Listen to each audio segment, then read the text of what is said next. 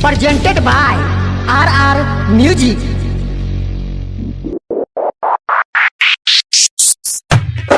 हमारा से नाता तोरी गेलै हो की कहियो जान हमर छोड़ गेलै हो मुन्ना जान हमर छोड़ गेलै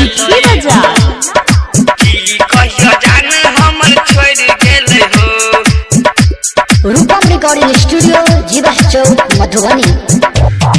हमारा से नाता तोरी गेलै हो की कहियो जान हमर छोड़ गेलै हो। की कहियो जान हमर छोड़ गेलै हमारा से नाता तोरी गेलै हो की कहियो जान हमर छोड़ गेलै हो। हमारा से नाता तोरी गेलै हो की कहियो जान हमर छोड़ गेलै हो।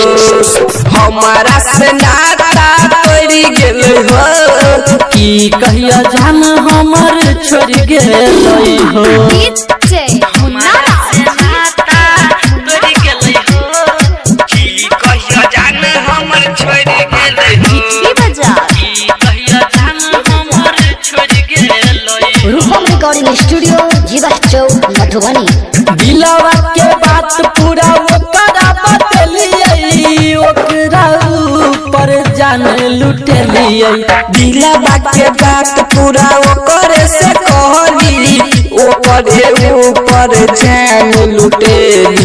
निहिया के नाता तोड़ गेलै हो हमारा से मुहवा मर गेलै हो की कहिया जान हमर छोड़ गेलै हो। हमारा से नाता तोड़ गेलै हो की कहिया जान हमर छोड़ गेलै हो। हमारा से नाता तोरी गेलै हो की कहियो जान हमर छोड़ गेलै हो की कहियो जान हमर छोड़ गेलै हो।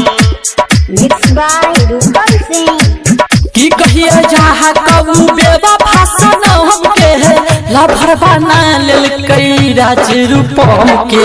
हम हुने याद करब बेवफा सनम के लभर बना लेलक राज रूपम के।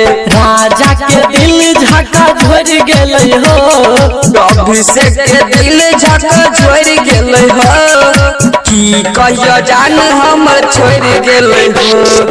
हमारा से नाता तोड़ गेलै हो की कहियो जान हमर छोड़ गेलै हो। रूपम रिकॉर्डिंग स्टूडियो जीवा चौक।